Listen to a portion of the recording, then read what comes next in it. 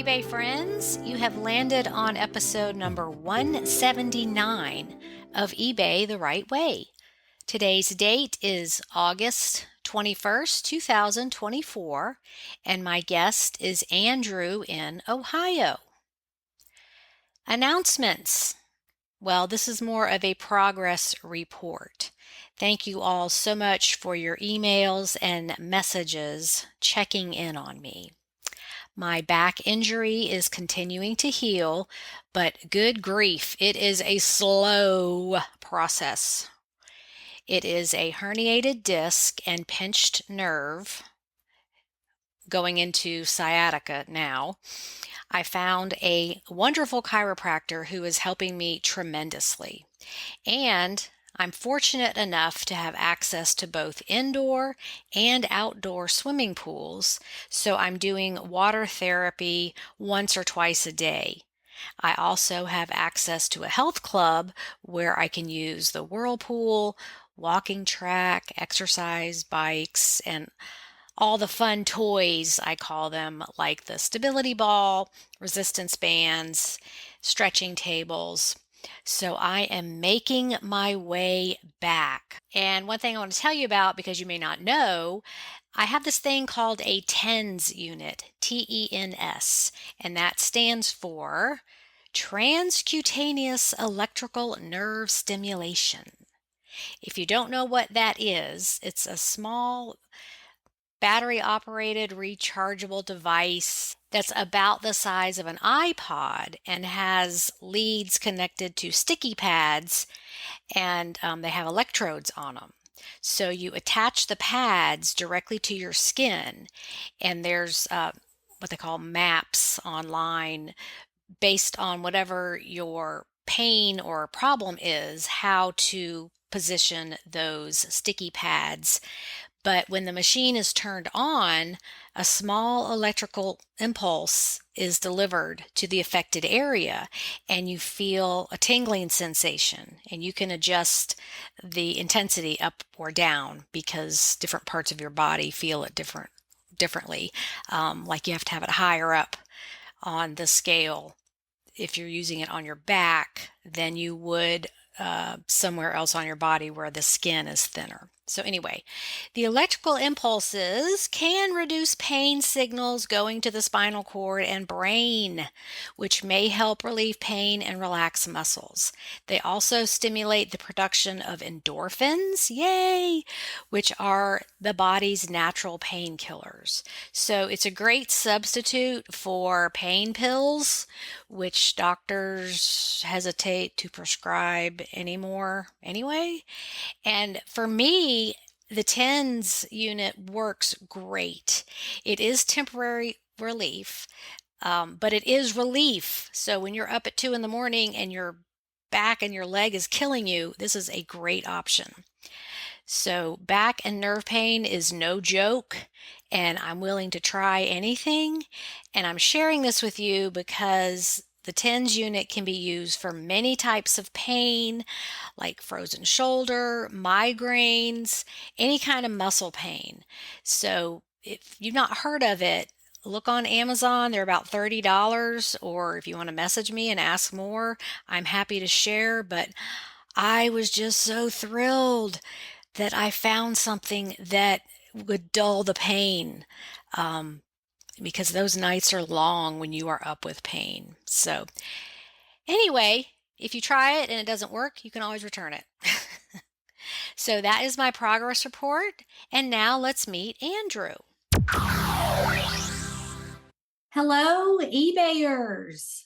Thanks for coming back for another episode. I have a eBay superstar with us today. Some big numbers to share. So we have Andrew. And where are you located? I'm located in like central Ohio, pretty close to Columbus, about a half Okay. hour away. Okay. And I have to ask, because you are younger than my average guest, what year were you born? I was born in 94. I just turned 30. Okay, you're my daughter's age. Good, good. Yeah, Okay. yeah. All right. So I reached out to you, or you reached out to me, because you said you did $100,000 in sales. Yeah, yeah. So 2023. last 2023 would have been 100,000. Yeah, I've grown by about 25% each year since I've started. Okay. So let's Mhm. let's go through all that. When did you start and what got you started on eBay? Okay, so I was in college at Athens and just needed some extra money, and my Like brother Lance. Athens, Georgia? No, Athens, Ohio. Sorry, Oh, Ohio University it's Bobcats. like, No, wait a minute, are you a Bulldog? no, that would be crazy. Yeah, No, that would. but so my brother Lance, he was pretty big into eBay, just like part time. He collected license plates and he kind of just suggested like maybe selling a few things. And it started out with a few video games, probably like anyone my age who was younger. And I remember I was at a yard sale and I found some guy's Grateful Dead shirt collection. And I started looking the stuff up and I was like, holy cow, this is like, I mean, it was like I spent $20 and made 500. And back then, that's like a lot of money for me. So, Right, right. yeah.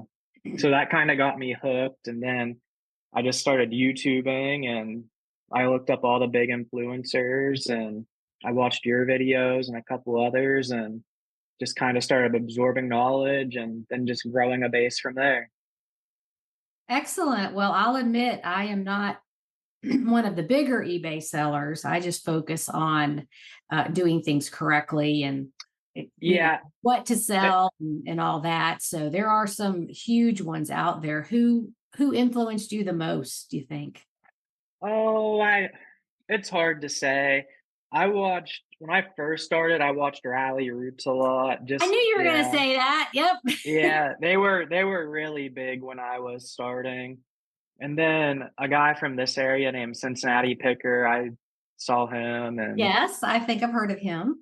yeah, and then just you start to have problems in your first 6 months and you start like Googling it, and that's when your stuff starts to pick up and you kind of just explain stuff the best in a way that's very easy to absorb and understand. And basically, whenever I had a problem, I would just type in Google the problem and then your name after it, and then there was a Oh, video so for it. I'm the problem solver on the internet. Hey, that's a good thing to have, though. Good, good. Yeah, that comes with experience for sure. So, Yeah. you started in about what year? So I started like casually in 2017, and then like towards the end of 2018, I think is where I started to like buy stuff every weekend. Mm-hmm. And then 2 years ago is when I dropped down to like very part time in my job. Just I only work 2 days a week at my job to get insurance, and it's Mm-hmm. basically full time eBay. I'm very interested to find out what is the formula as far as how much time you spend and what you're selling and where you get it and do you have employees and so Yeah, yeah, of course. let's just break that down. Let's start with what you're selling. Okay, so I actually do about 80% clothes, and that's a mixture of vintage, modern, anything, women's clothes.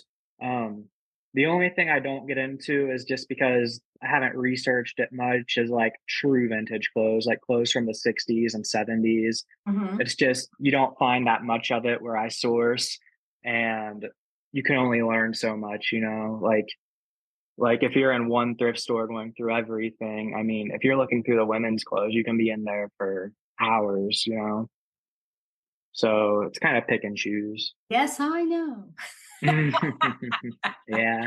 I've spent many an hour in a thrift store, and Yeah, my yeah. joke is they need to have a concession stand, Oh my like a snack goodness. bar, and like a little area. Like in the airport, they have these pods you can rent, like you sleep in them. If Oh you have a yeah, long yeah. layover between flights, it's like this pod that you lay in and then you pull the dome cover over it and you just put money in it like a vending machine and it's a sleep. Yeah. Like that's what they need in the thrift store. Like take a little break, rest up, and keep going. Yeah, yeah. So, okay, back to being serious. So clothing, um, Hmm. and how many items do you have listed? Right now, I think I have about 2,200, and I Oh, like this. Yeah, and I like to say around 2,500, but that just builds up. It's built up like every month since I've started. The goal is to try to like buy more than I sell, but mhm, make more than I buy, obviously. mhm. Right. So So when you yeah, so say 100,000, mhm. that's a little over 8,000 in sales. Now, are you getting that from your eBay reports? So I'm looking at my eBay report right now, and it's a slow month. The last 31 days, I've done 72 or 7,200.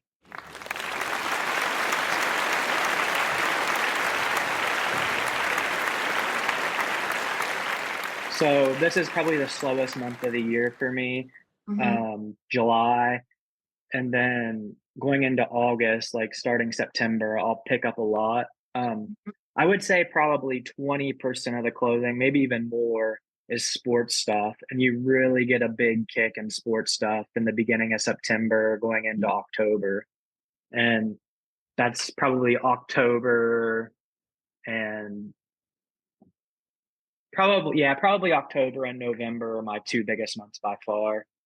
Okay, so those sales numbers on eBay include shipping. So you're Yeah, not backing yeah. that out. Sorry, I should mention I also sell a good bit on my Instagram.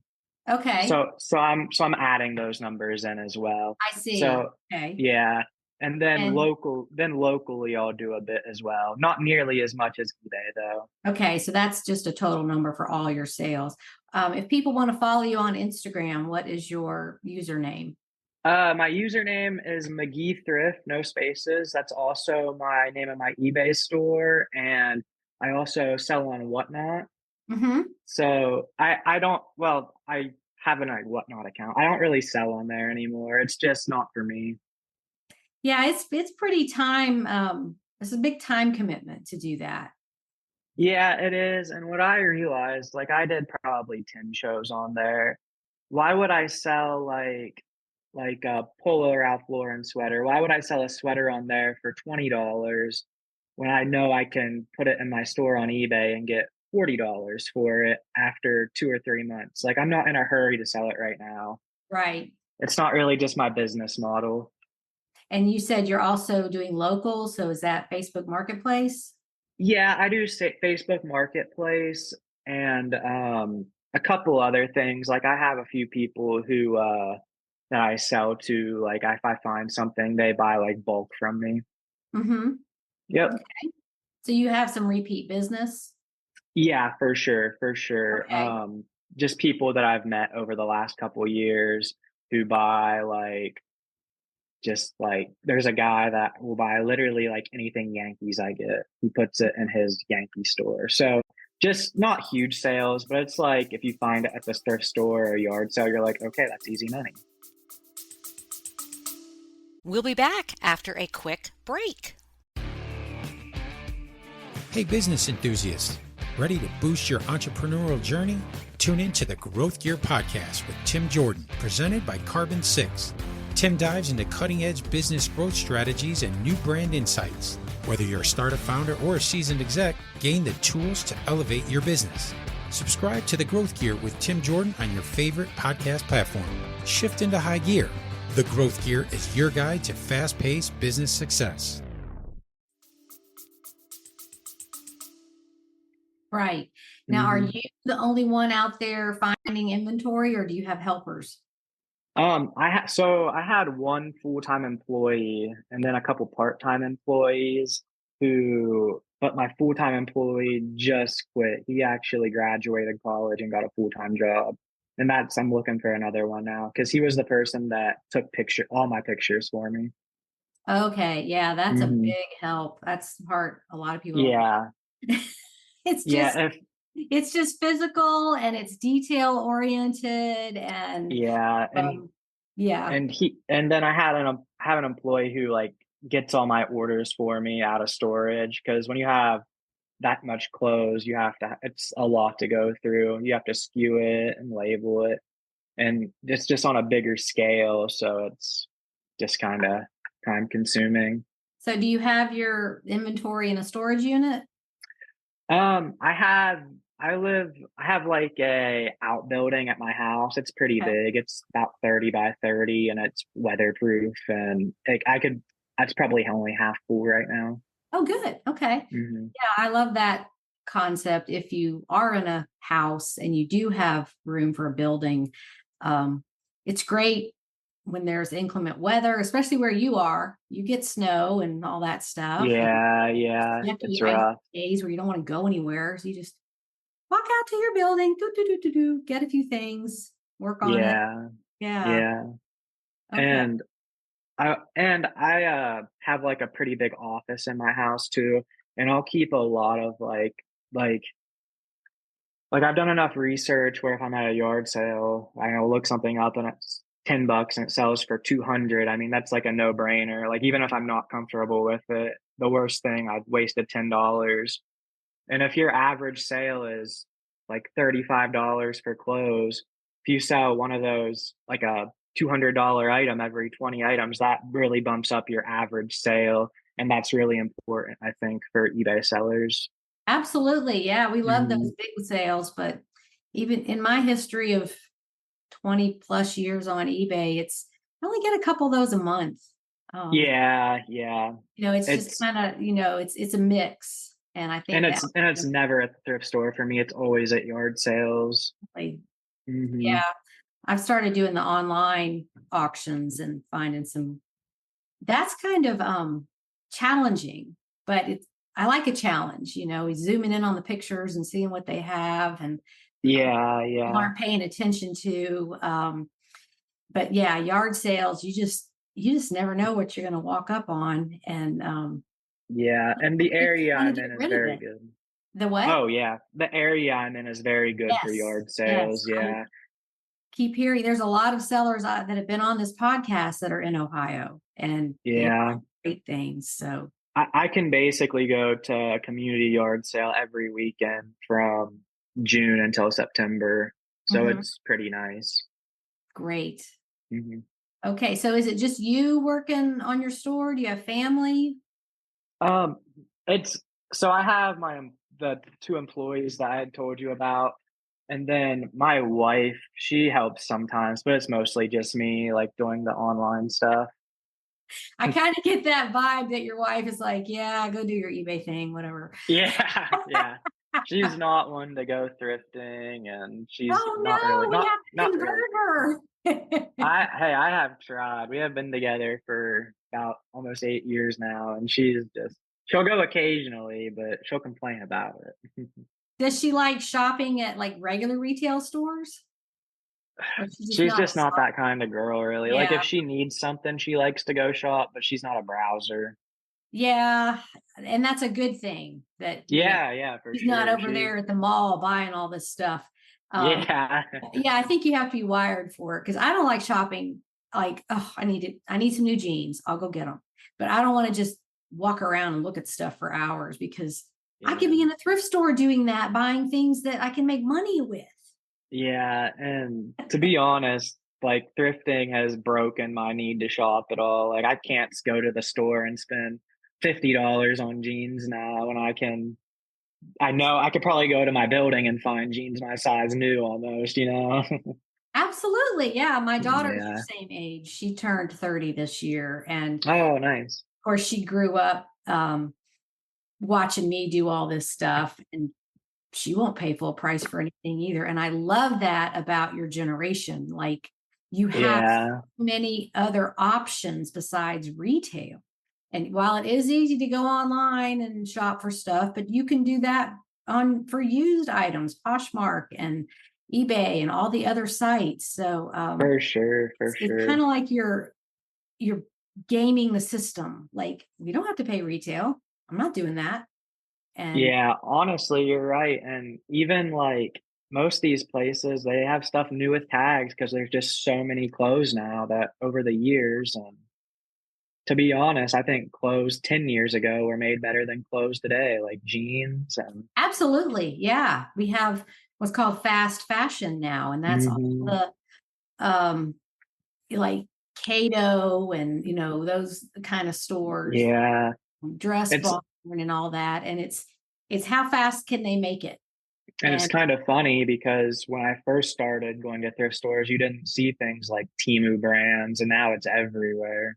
Temu, yeah. It's Hmm. just how fast can they make it? And Yeah.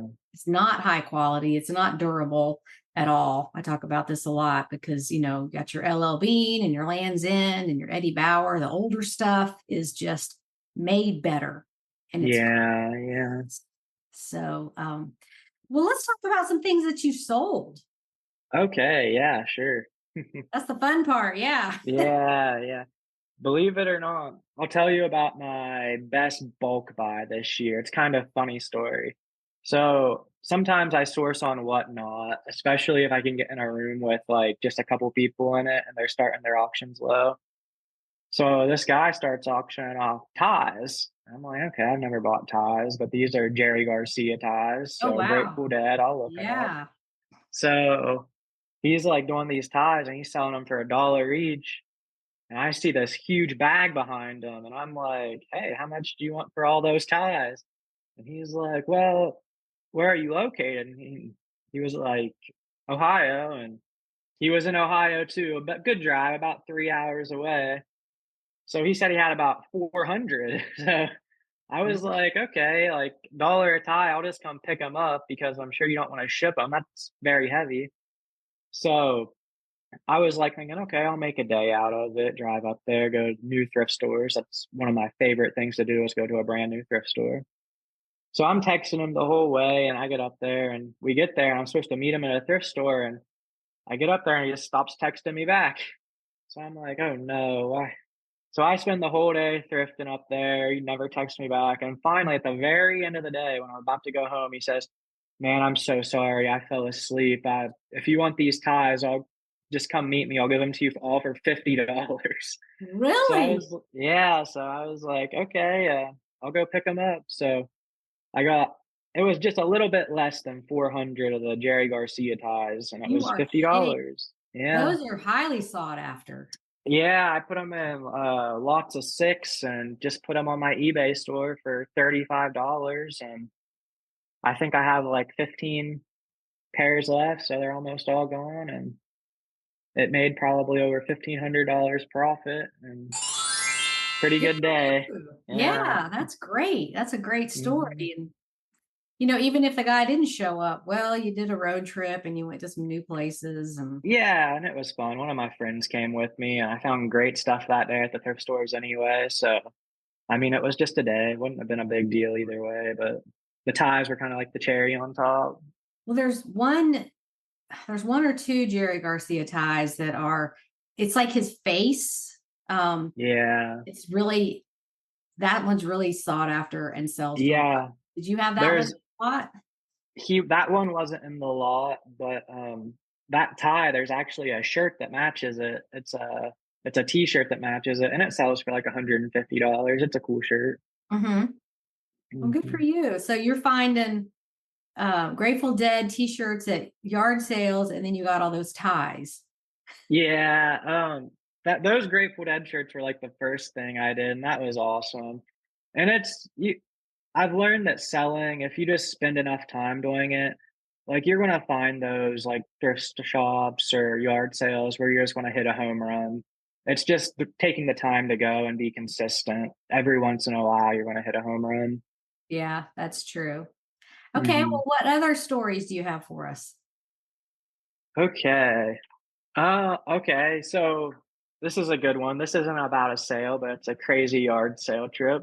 So Okay. I was in Newark, Ohio, and I had been thrifting all day, and there's this. I'm getting out of the car by myself, and I'm walking towards it, and there's this old guy walking back to his car, and he bought a knife, and I don't know if he was old or senile, but he started brandishing the knife at me. I was like, "What are you doing?"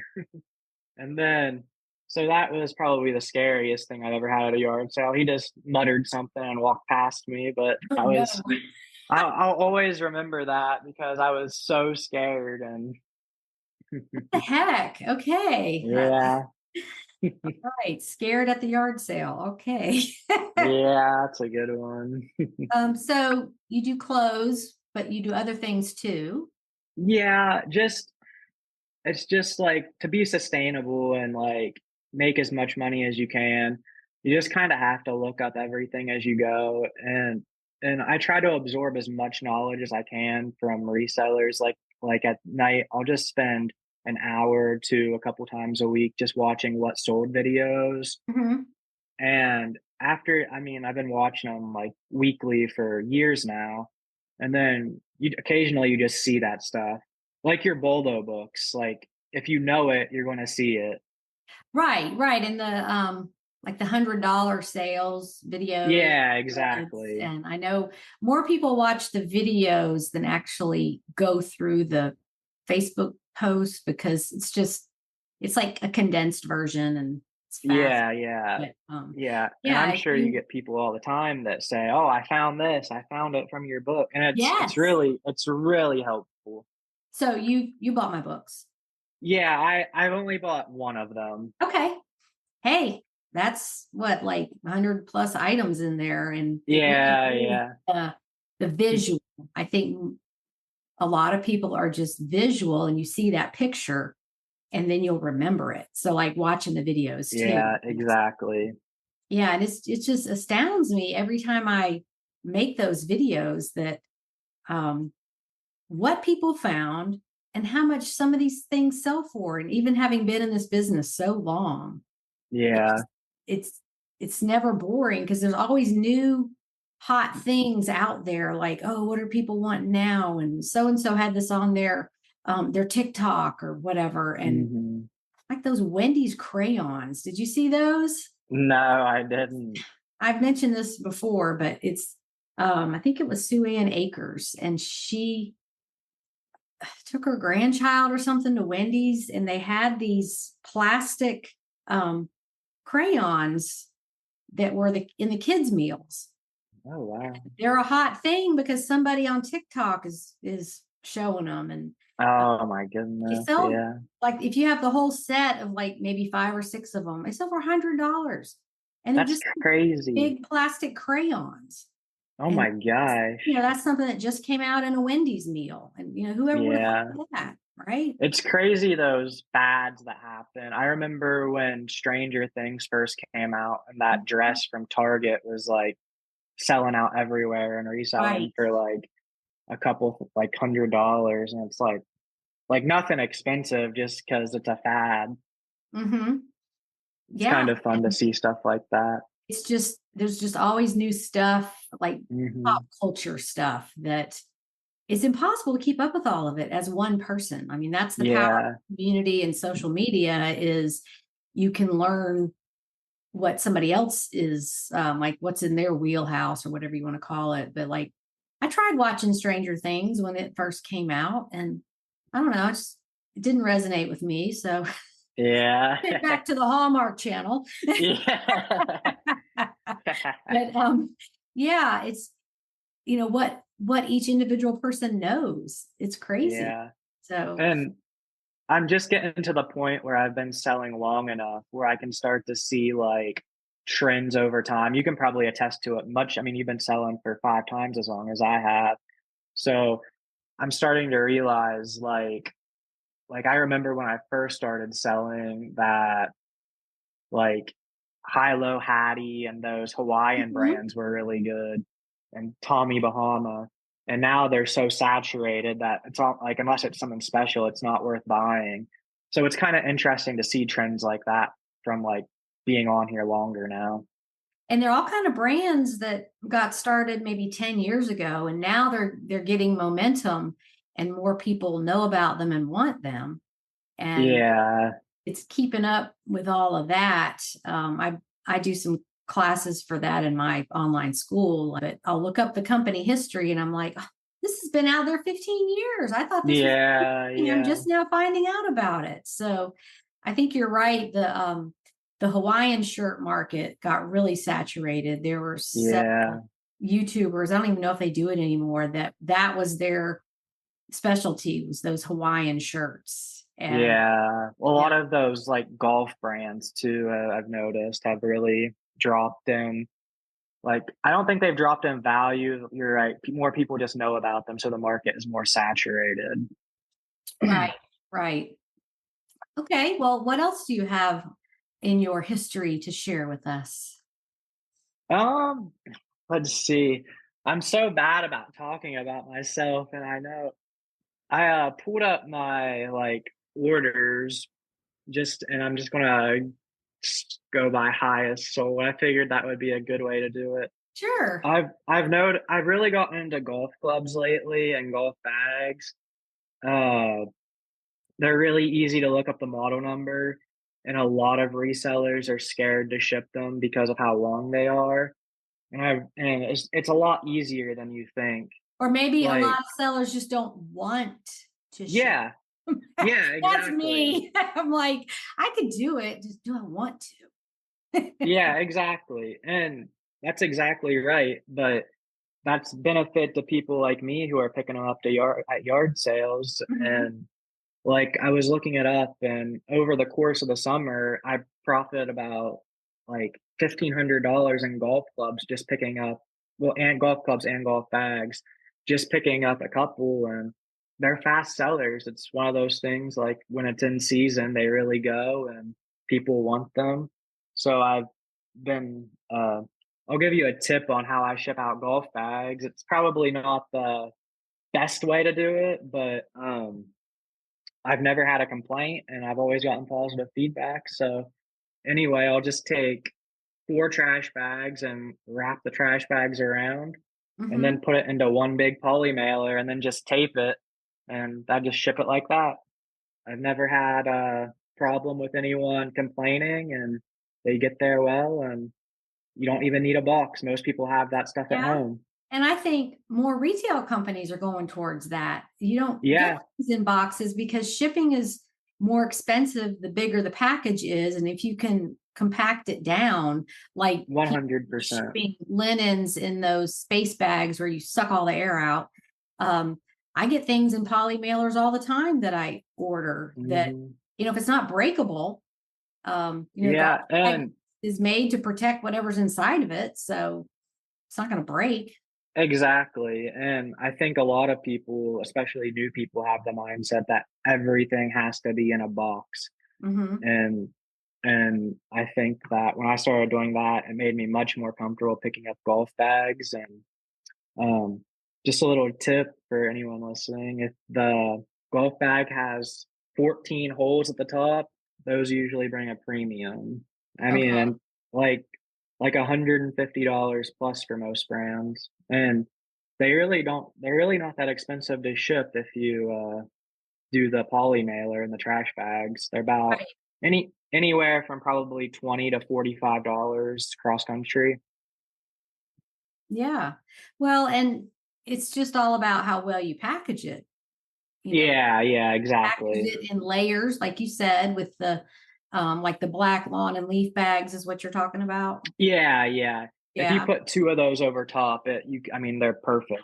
Mm-hmm. Yeah, Mhm. and it makes the shipping less for the buyer. So that gives them a 100%. competitive edge. People don't think about that sometimes is, when buyers are sorting through search results, it's lowest to highest, including shipping. And you got to think about how can I ship this safely, but at the least expense to the buyer. And so, like you're in Ohio and shipping to California is going to be expensive no matter what. And Yeah, you're exactly. kind of in the middle of the country. Like you're That not on the east or the west coast. So, that's the good thing. The furthest, like, postal district is only, like, 4 over, so it's not terrible. right. And some people sort by distance because like they need it Mhm. immediately and they don't want to wait. So they may pay a little bit more to get it faster, just through the regular ground advantage because of the distance. But sometimes you can't overcome that if you're on the east or the west coast. It's just going to be Oh, yeah.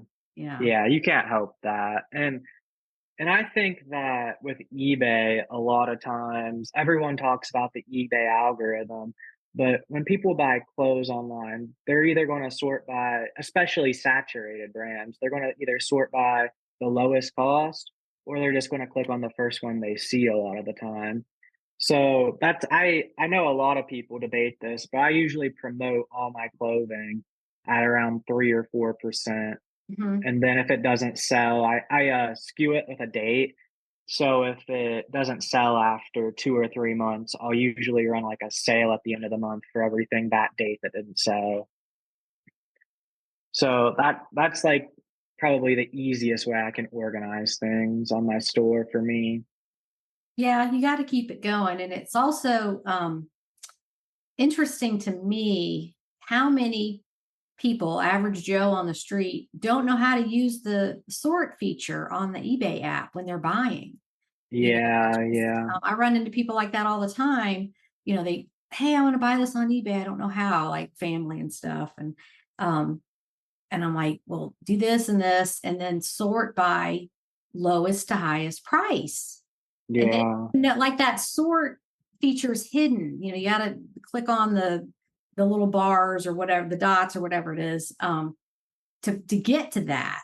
And there are a lot of people who just aren't tech savvy on their phone, and that's fine. That's their way of life. But I hate to see that because it's like, oh, you want to look for the lowest to highest price, or if you're in a hurry, sort by distance or whatever. yeah. Um, Yeah, I've never really thought about people sorting by distance before. That's a good tip.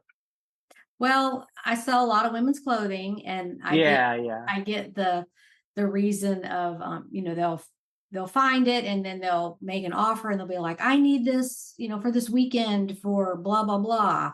And yeah, I'll ship it out as soon as you pay. I can't guarantee how fast it'll get there. Once it leaves my hands, I don't have any control. But I hear that more on women's clothing. Like either yeah, they waited to the last minute to pick out what they're going to wear to that wedding or cocktail party or whatever, or it's something they love, aka yeah. bras that like I love that exact one, and it just is needs to be replaced.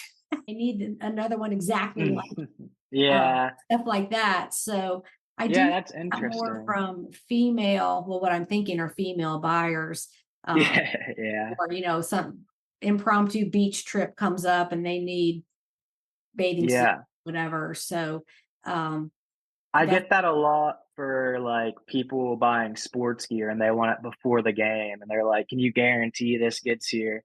And I say, "I can guarantee I can ship it out by this date and here's when it's expected, but I can't guarantee it with the post office, but I can do my best." so you're talking about like jerseys they wear, Yeah, they watch the yeah, game. Yeah. yeah, Yeah. And we are recording this on August 13th. So we're getting into college football, yeah, NFL, all that stuff in the fall where people like to dress the part. yeah. I don't call it a death pile because I plan to do it, but it's a list pile. Hmm. And I have a lot of like sports stuff and jerseys that I'll list within the next 2 weeks to get ready for this season Hmm. because it's going back to school. I mean, at yard sales, I buy just about any like college sweatshirt if I can get it for $1. Hmm. Even off brand stuff sells good. And when you're doing this like for a living, you're trying to like, of course, I don't want to sell something and only make $9, but if it's 20, 25 bucks that I can make, I mean, that's a no-brainer for me. Hmm. Do you follow the Facebook group and like the Money Making Mondays? Okay. So Yeah, you're yeah, familiar with Brian Rappaport?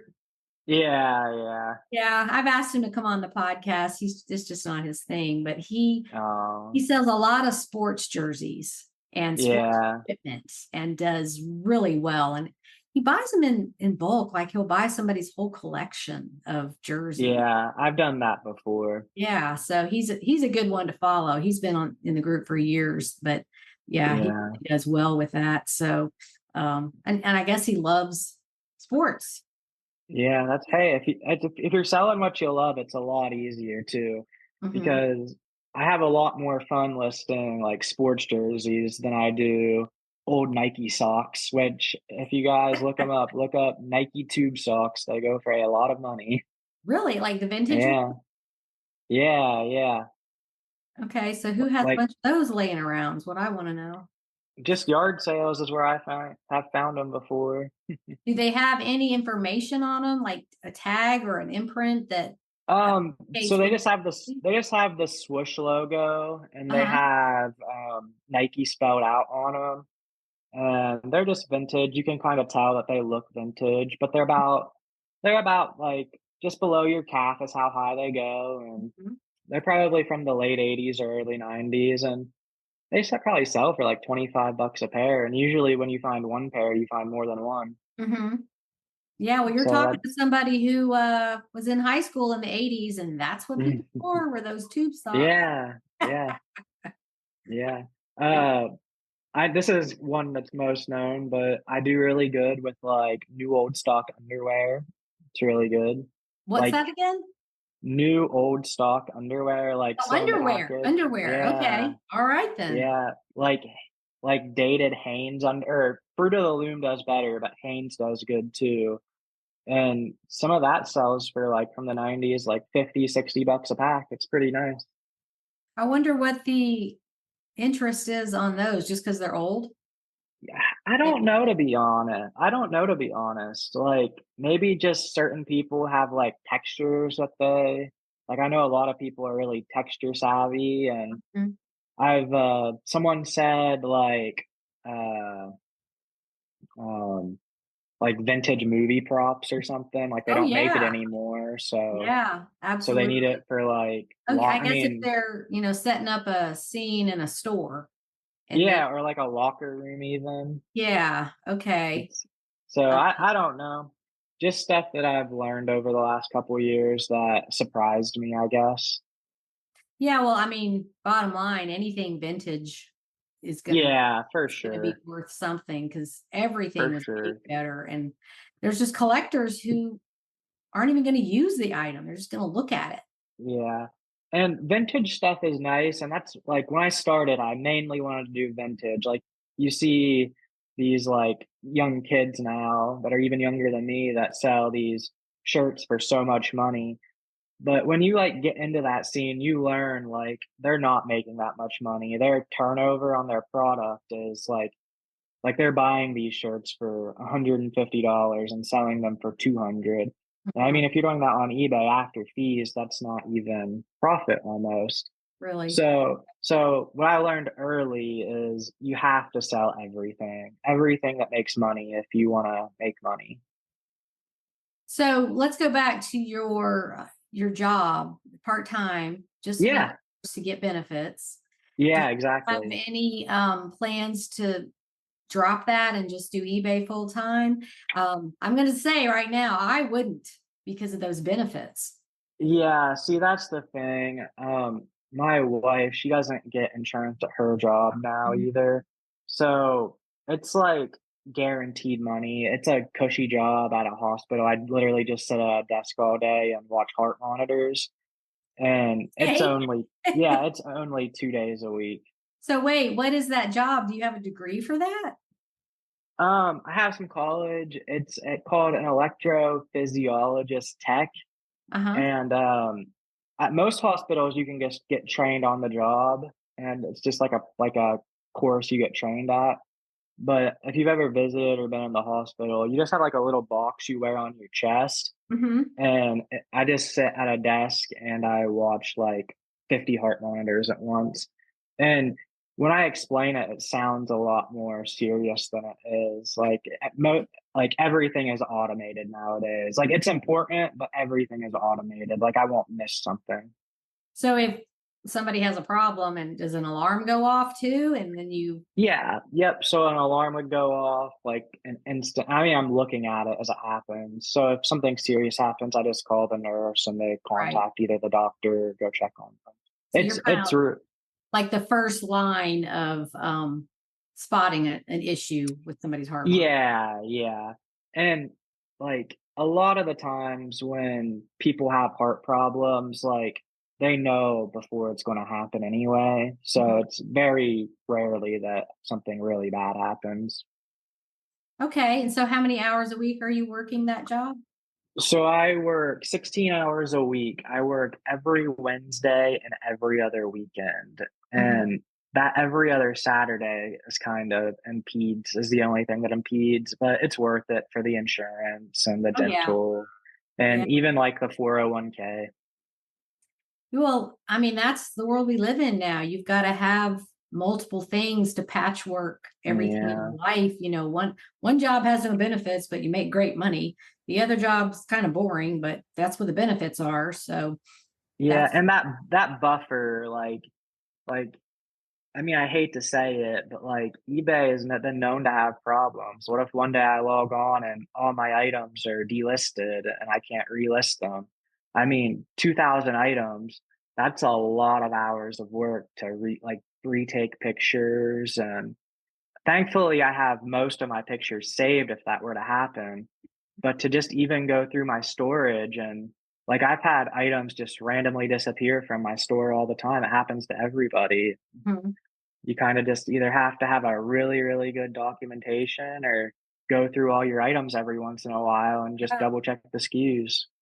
Yeah, and inventory is important, taking inventory. What some people do when they have a lot of inventory, like you do, is check, like, take the amount you have, divide it by 12, and check that many listings a month just to see if things drop off because they drop off. And you're like, no wonder I'm not getting any send offers on that item. It's not even up there. Exactly. And when you get to have that many items, you forget stuff you have too. Like, heck, I sell stuff. I sold something yesterday and I was like, when the heck did I even list that? Like, I don't even remember buying that. And Yeah, you're sleep listing. You're just exactly. doing well, you're Uh, smart to realize that eBay can go away and yeah, yeah. And it's that's and to like have a something that's backup very on that. scary. I mean, reselling's been around since the dawn of time. Yeah, Hey, yeah. I'll give you this rock if you give me your wife. I Trading and think if you reselling. I think if you're gonna be like full time on eBay, like no backup at all, you have to sell on multiple platforms or at least like have some presence on other platforms. And like 2 years ago, I tried to get into Mercari and it's like why would I list it here when I can just have it on my eBay store? And I know a lot of people do that, but it just wasn't for me. Mhm. Yeah, I mean, eBay is the biggest platform with the most buyers, and that's what you want to For look at. sure. Every time something new comes up, it's like, well, do I want to take the time to learn how to do that platform, even though they have 1/20th of the number of buyers that eBay has? It's a Exactly. you gotta figure that out. But I mean, there's nothing wrong with tipping your toe in the water and checking it out. Yeah. I know some people do great on Whatnot. Um, Hmm.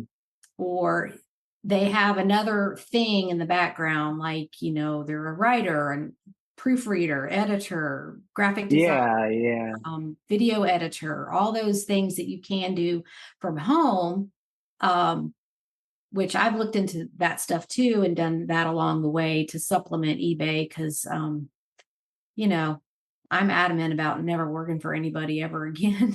So Yeah, gotta I'm round about up my own there. stuff. Yeah. So, but eBay has its problems, but overall, where else can you make this kind of money from home on your own schedule? Yes, there's risks, but there's risks everywhere. There's just not the world of like my parents' generation who you get a job and you work there 35 years and then you So get you get a pension. Like that and doesn't really exist anymore.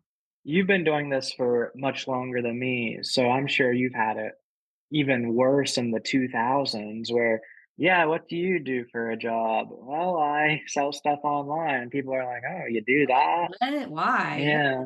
Yeah. Yeah. Yeah. So, like, I don't think people, even today in this day of age, especially like people my parents' age, just don't understand how much money is possible to make doing this. And I don't want to say people look down on it negatively, but I think people look down on it like with a little bit of like just not frown upon it, but just don't understand it. Well, I think it's like you're like a street hustler. Yeah, You're just yeah. finding crap and selling it. And no, and your parents' age is the majority of my audience, Yeah, yeah. late baby boomers, early Gen Xers that see, and they really are the perfect sellers because if they're coming into it now, they already have all this stuff.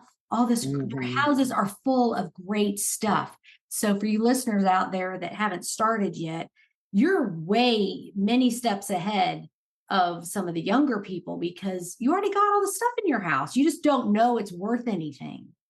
And Yeah. and then most of my peer group is computer savvy. So it's not Mhm. hard to learn the computer part.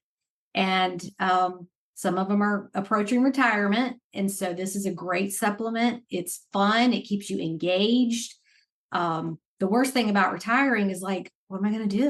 There's nothing to do. Mhm.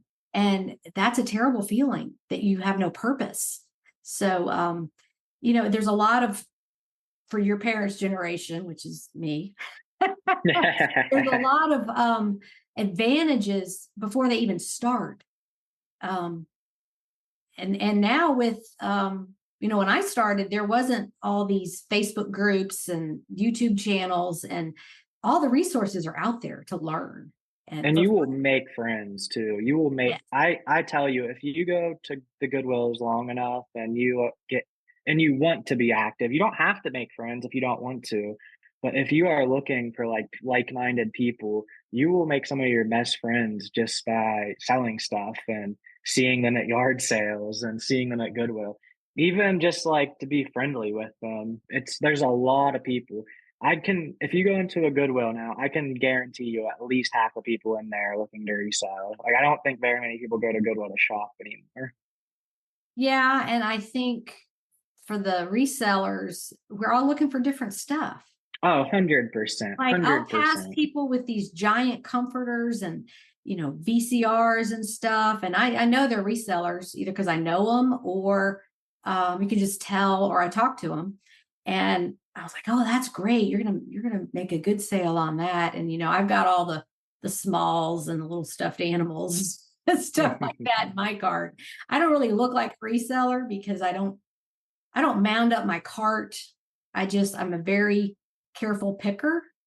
Yeah, At yeah, this point, I'm like, do I want to spend time photographing that, listing that? Do I want to ship that? Um, yeah, so yeah, and you're right. Talk to people, see what they sell. It's not going to hurt anybody. yeah, Even though Goodwill's prices are going up and yeah. it can be kind of picked over, is still we are living in a world of abundance. It's just Yeah, change what you're doing. Go to different places. Go to estate sales if you're not doing that. Try the online auctions. There's stuff everywhere. So, yeah. And that's the thing. There's a level to this for everybody. Someone who just wants to make a couple extra bucks to buy dinner for the week, like mhm, just go out to dinner, or someone like me who is like trying to pay their house off during this. mhm. And Oh, is that so? Do you have goals for your eBay money? oh yeah, for sure. I really like to invest. Within the last year, I've really gotten into like just investing in the stock market. But we actually bought this house with we we were in an apartment before, and eBay kind of was the way I got up. First, I paid for a car with eBay, and then this like our mortgage basically is how we got started with that. So eventually, I just want to pay my house off within the next 5 years and look for something else.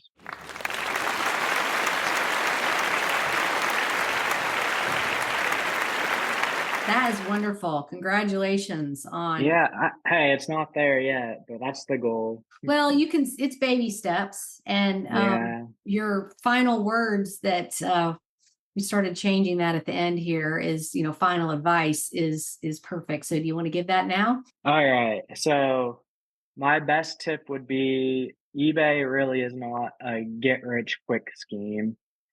Basically, the amount of time that you put into eBay will directly correlate with how much money you make. So if I spend 20 hours working this week instead of 40 or 50, I know for a fact I will make less money this week than if I worked 50 hours this week. You can't sell things unless you list them and buy them. So if you just want to make a couple bucks, you can just buy one or two things that resell.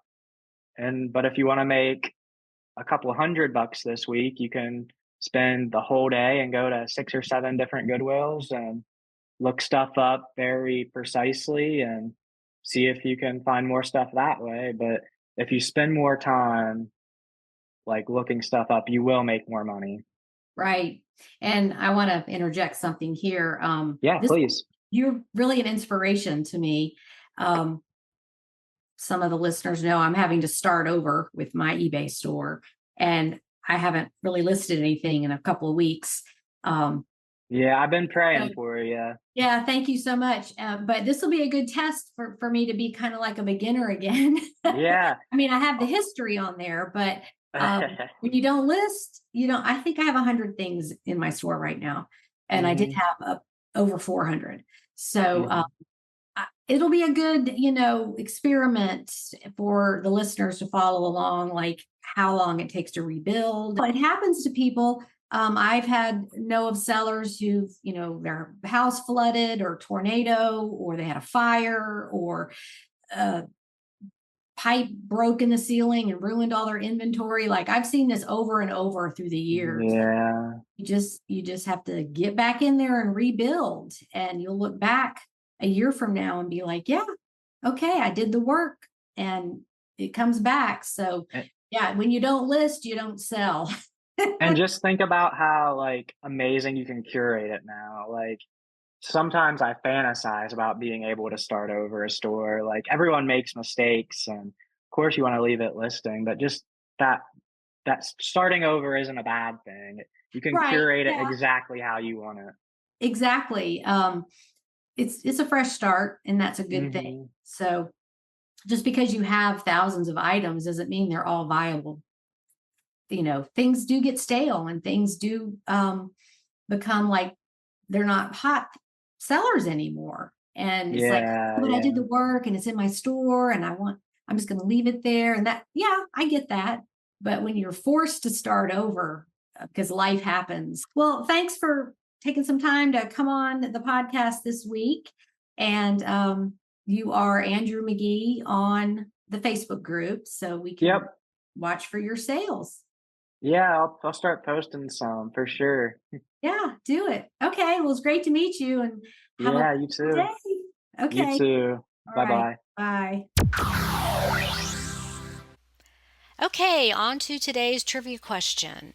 Since Andrew and others on this podcast and in our Facebook group have mentioned selling Grateful Dead t-shirts for crazy high prices, and we know anything can be faked, so how can you tell if it is a fake or reproduction versus the real thing? Here's a few seconds to think it over.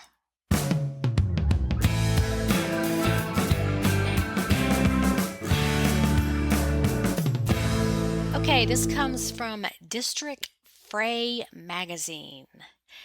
Number 1, look at the top of the neckline inside the shirt and see if there's a tag. Most shirts from the 80s and 90s have sewn in tags, not tearaways. If there's a heat press tag instead, it's probably not authentic. Number 2, single-stitched hems were common on shirts and made before the early 90s. After that point, most shirts were double-stitched. There are some exceptions. Number 3, the ink on 80s shirts is screen printed. You can feel it. Cracked ink is common on those. If the ink is as smooth as the fabric, it's probably a bootleg, with the exception of white shirts. Number 4, 80s shirts are thin. 90s shirts are a bit thicker. Reprints from the early 2000s onwards are soft, pretty much too soft. And number 5, There are many more tips, but we're just going to do 5 here. Sizing can be fickle. An 80s large fits more like a 90s medium. Learn your measurements. Find a shirt that is not a reproduction, meaning it's authentic, and look at the measurements. You can usually see them on the eBay listing. If not, ask the seller, what are the measurements? And of course, you want to measure it across the chest and from top to bottom. Thank you so much for listening and supporting me in this podcast. Have a wonderful week on eBay, and I will talk to you next week. Bye, everybody.